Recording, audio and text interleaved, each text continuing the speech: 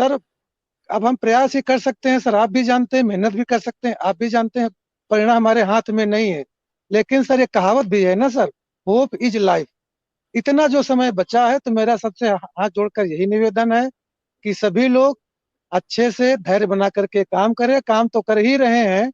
और सर हमें ये भी सोचना चाहिए सर, ऐसे भी लोग हैं हमारे समाज में जिनको महीने में 10,000 भी नहीं मिलता, और सर वो मजदूरी करने के लिए सर लखनऊ में जाते हैं मेरे यहाँ, और सर उनको काम भी नहीं मिलता, लौट भी जाते हैं। सर मेरे गांव के बहुत लोग जाते हैं, मैं पूछता हूँ भैया क्या हुआ, कहीं कहा बताए, 50 रुपए 100 रुपये हमारा खर्चा भी लग गया, हमको मजदूरी भी नहीं मिल रही।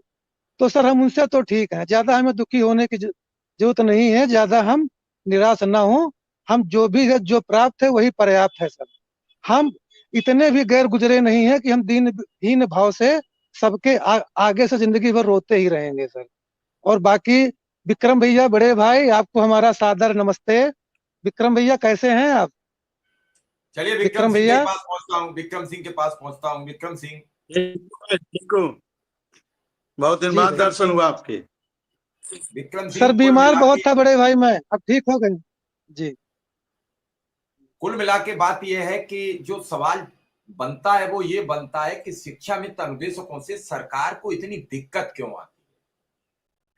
अगर आप अभी कह रहे हैं सरकार के खिलाफ मत लिखो, इस शिक्षा मित्र अनुदेशक की देन है कि 2014 में 73 लोकसभा सीटें जीतती है तो भाजपा के पास कुछ बताने को नहीं होता है कि सारे लोगों ने वोट दिया। 73 जीतने का मतलब आपको सब धर्म, समाज, संप्रदाय ने वोट दिया। आपको जी सर। 2017 में 325 विकराल बहुमत, वर्षों तक नहीं मिला 325 सीटों का उत्तर प्रदेश में, आपको दिया तो सारे लोगों ने वोट दिया। और 2022 में पहली बार कांग्रेस के बाद बीजेपी ने इतिहास रचा कि पूर्ण बहुमत की दोबारा सत्ता में वापसी की। इसका मतलब सबने वोट दिया। आप तो हिंदू के नाम पर वोट ले रहे थे, आप शिक्षा मित्र अनुदेशक के नाम पर वोट ही नहीं ले रहे थे, तो शिक्षा मित्र अनुदेशक दोषी क्यों? मेरा बड़ा, आप लोग ये जिक्र करो जब बैठो इन माननीयों के पास कि आपने तो शिक्षा मित्र अनुदेशक किसी को अलग परिवार में थोड़ी बांटा जी। आपने तो हिंदू का वोट लिया है। आपने तो जिक्र ही नहीं किया, आपने तो छाप दिया सिर्फ कम शिक्षा मित्र को नियमित करेंगे, लागू तो किया ही नहीं 2017 में। भाई मैनिफेस्टो में छपा हुआ है, कहो तो अभी दिखाओ। और कोई सवाल पूछे तो आप कहते हो कि आप सत्ता का विरोध करते हो। ऐसा नहीं है, मेरा किसी से द्वेष भाव नहीं है। आप इनका काम कर दो, मैं कल से सवाल करना बंद कर दूंगा शिक्षा मित्र अनुदेशक को। एक बार भी पूछू तो मुझसे कहो कर दो, मैं क्यों पूछूंगा?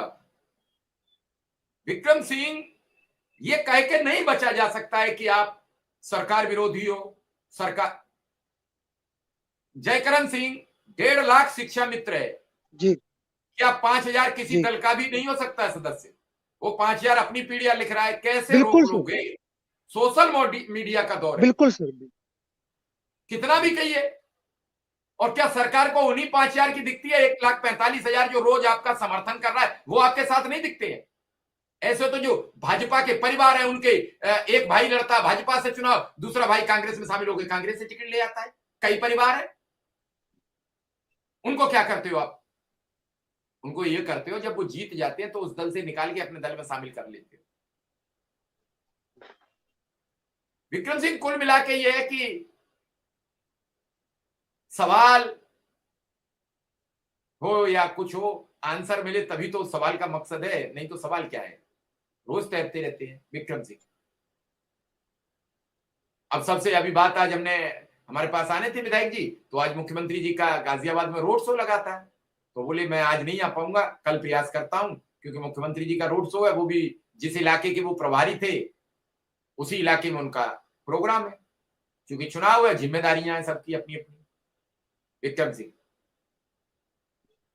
जी सर, आपका बहुत बहुत आभार, और बड़े भाई जयकरण जी को भी सादर प्रणाम, बहुत दिनों बाद दर्शन हुए आपके। अरे आप बड़े हैं, आप बड़े हैं आप। चलो बड़े छोटे बाद में, कोई तो बड़ा है, कोई शुरू करो, कोई बड़ा होगा, शुरू करो। जी जी सादर प्रणाम।